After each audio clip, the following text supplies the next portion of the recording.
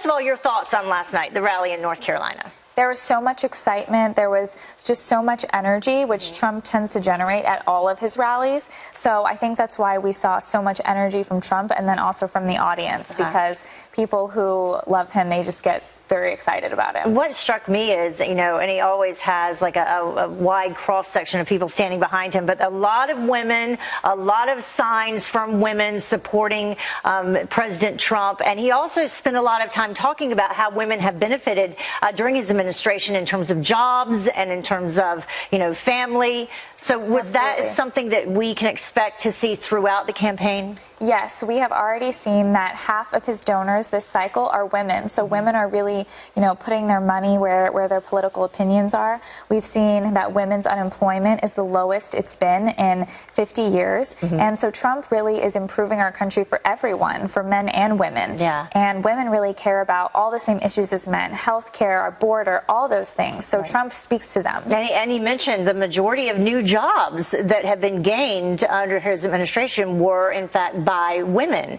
Yes. So that was interesting. Let's take a look at this poll, because we mentioned this off the top. A 50% approval rating for President Trump. So, the group that you're now a part of, Women for Trump is what it's called. I mean, that's a positive thing for you. Oh my Obviously. gosh, yes. No, his approval rating goes up, and it's gone up in the last week. Even though the Democrats continue to criticize him, everyday Americans are supporting him even more so. Yeah, and specifically with ICE raids as well. We can take a look at this because that's been one of the issues that's come up lately. But 32% strongly support ICE raids. Yeah, I mean, most Americans don't want to give health care to all illegal immigrants. Most Americans want to have a safe country. They want their kids to be safe, and we want immigrants to come here legally. And so Trump speaks to them. Most Americans, they don't relate to the far left-wing Democrats that are now becoming the spokespeople of the Democratic Party. Yeah. Does it surprise you, going back to that 50% approval rating and then looking at those statistics right there in that poll, that with all the controversy involving these 4 freshman Congress women, that his poll numbers are still rising and the majority of people still agree with him? I don't think it's surprising, because they are extremely anti-American in their ideology, and most Americans love this country. They want to see this country improve and be better. They want people to have the American dream, and Ocasio-Cortez, she wants socialism to return to this country.